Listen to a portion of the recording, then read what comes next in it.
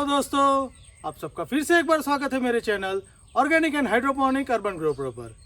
दोस्तों, क्या आपने हल्दी को उगाने के लिए हल्दी की प्रोट्रे मेथड के बारे में सुना है, जिसमें हम हल्दी की नर्सरी तैयार करते हैं और उसके पौध की फिर रोपण उसकी मैच्योरिटी पर हम खेत में करते हैं। यदि हम हल्दी को प्रोट्रे मेथड से उगाए तो क्या वो फ़ायदेमंद है, और यदि फ़ायदेमंद है तो उसके क्या क्या फ़ायदे हैं, यही सारी माहिती मैं आज के इस वीडियो में आपके साथ साझा करने जा रहा हूँ। तो पूरी माहिती पाने के लिए जुड़े रहिएगा वीडियो के अंत तक। आइए शुरू करते हैं इस वीडियो को। तो दोस्तों, ये जो आप देख रहे हो ये मेरी हल्दी की प्रोट्रे नर्सरी है, जो आज 35 दिन की हो गई है। और यदि आप इसको ध्यान से देखें तो इसमें बहुत ही अच्छी फुटाव मिली है, जर्मिनेशन मिली है और पौधे की साइज़ भी बहुत अच्छी हो गई है। अब ये खेत में फिर रोपण करने के लिए तैयार है। यदि आप ये जानना चाहते हैं कि प्रोट्रे नर्सरी किस तरह लगाई जाए, तो उसके लिए मैंने एक वीडियो ऑलरेडी पहले बना के रखा है, जिसका लिंक मैं नीचे डिस्क्रिप्शन में आपके साथ शेयर करूंगा, जिस पर जाके आप देख सकते हैं कि नर्सरी किस तरह लगाई जाए। इसके बाद हमने इसको पिछले साल भी किया था एज ए एक्सपेरिमेंट, और उस प्रयोग में हमने ये पाया था कि प्रोट्रे मेथड और सीधे कंद दोनों मेथड से उत्पादन में कोई ज़्यादा फर्क नहीं आया है। हालांकि पिछले साल हमने इसको थोड़ी लेट चालू किया था, पर इस साल हमने इसको टाइम से शुरू किया है, तो इस साल भी इसका कंपैरिजन हम करने वाले हैं।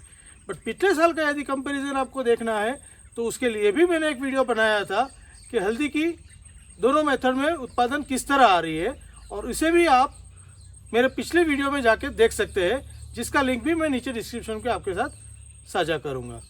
पर अभी हम जानते हैं कि प्रोट्रे मेथड में हमने क्या क्या फ़ायदे या लाभ पाए हैं उसके बारे में।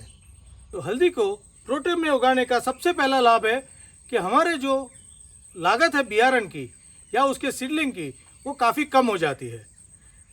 हल्दी हम जब फील्ड में लगाते हैं तो हम उसकी जो मातृकंद है या उसकी उंगली कंद है, उसको हम फील्ड में लगाते हैं, और उसका जो वजन होता है वो करीब 35 से 40 ग्राम का होता है। जब हम प्रोट्रे नर्सरी बनाते हैं तो हम खाली एक आँख वाले टुकड़े करके हल्दी को इन ट्रेयों में लगाते हैं, और यदि आप देखें तो एक बड़े कंद में 6 से 8 तक आँखें हो सकती है। तो यदि हम हर आँख को अलग कर ले तो हमें एक ही कंद से 6 से 8 टुकड़े मिलेंगे, और हम ये भी बोल सकते हैं हमें 6 से 8 पौधे मिलेंगे। यानी हमारा जो बीज का दर है वो 6 से 8 गुना कम हो जाएगा। जैसे कि हमें 1 बीघे के लिए 600 से 700 किलो बियारण की ज़रूरत पड़ती है, और जब भी वही चीज़ हम प्रोट्रे में लगाएंगे तो हमें सिर्फ 100 से 120 केजी में हमारा काम हो जाएगा। इस तरह हम हल्दी के पाक की शुरुआत में ही हल्दी के बीज पर लगने वाले पैसों को बहुत बचा सकते हैं। अभी दूसरा फ़ायदा ये है कि हमारे जो जर्मिनेशन रेट है, जो हल्दी को उगने का दर है, वो हमें बहुत अच्छा मिलेगा। आप जानते हैं कि हल्दी को लगाने का सीज़न होता है गर्मियों के अंत में, यानी मई जून महीने में।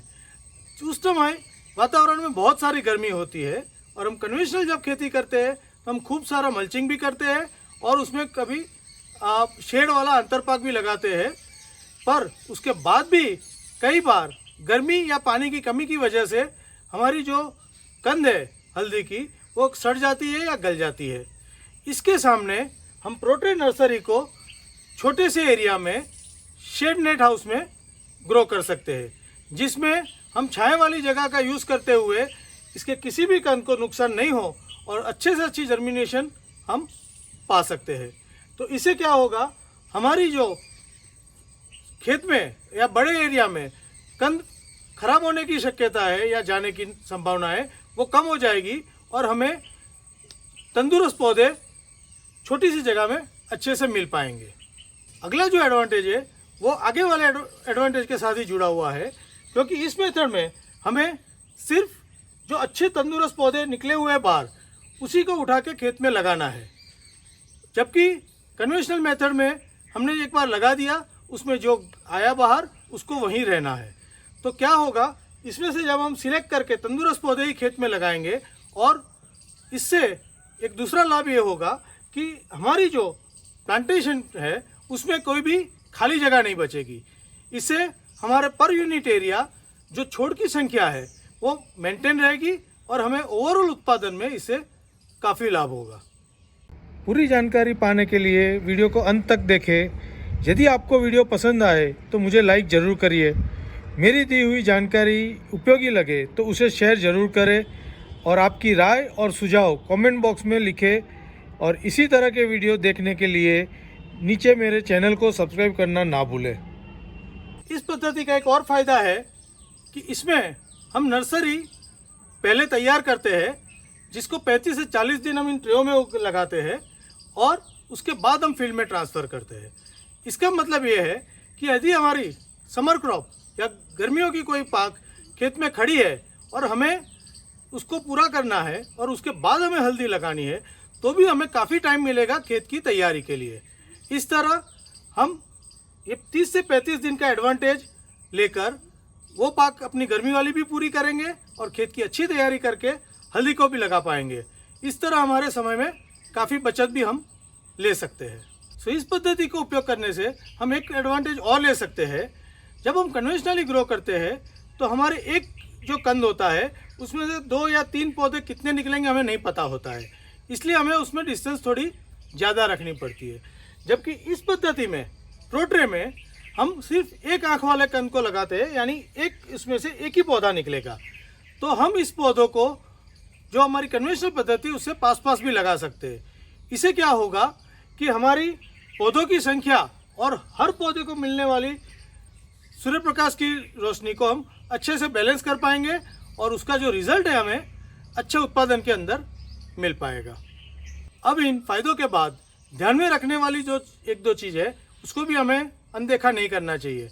जैसे कि जब हम इसमें प्रोट्रे में जब दर उगाते हैं तो उसको हमें उसकी मैच्योरिटी पर जल्दी से जल्दी फील्ड में ट्रांसफ़र कर देना पड़ेगा, नहीं तो उसकी जो रूट्स है वो काफ़ी सारी अंदर डेवलप हो जाएगी और इसको यदि हम लेट ट्रांसफ़र करेंगे तो वो उतनी अच्छी तरह फैल नहीं पाएगी और हमें उत्पादन में कमी मिलेगी। दूसरा एक ध्यान हमें रखने वाली बात है कि ये जो ट्रे और हमने इसको किया हुआ है, हम इसको छाँव में तैयार करते हैं शुरू में। सो उसको खेत में लगाने से पहले हमें उसको 3-4 दिन खुले में रख के हार्डन करना पड़ेगा और खेत में लगाने के बाद अच्छी तरह पानी का आयोजन रखना पड़ेगा, नहीं तो जो उगे हुए जो निकले हुए पौधे हैं उसके भी खराब होने के चांस बढ़ जाते हैं। हालांकि हम कुछ एक्स्ट्रा पौधे तैयार रख के उसको बाद में गैप फिलिंग कर सकते हैं, पर यदि पानी अच्छी तरह मेंटेन किया तो हमें गैप फिलिंग के किए बगैर भी हमारा अच्छा ट्रांसप्लांटेशन मिल सकता है। तो अभी सारे लाभ और सीमाएं जानने के बाद आप तय करिए कि आपको ये प्रोट्रे मेथड से हल्दी की नर्सरी तैयार करके खेत में लगाने का आइडिया किस तरह लगा। यदि आपको ये आइडिया अच्छा लगता है तो आप इसे ट्राई ज़रूर करिएगा, पर मेरी सलाह ये रहेगी आपसे कि शुरू में आप छोटे से एरिया में अपने कन्वेंशनल के साथ इसको ट्राई करके देखिए और रिज़ल्ट को खुद भी कंपेयर करिए और यदि हो पाए तो मेरे साथ भी शेयर करिए, ताकि मैं भी आगे बता सकूं कि ये मेथड सही में फ़ायदेमंद है। Happy growing.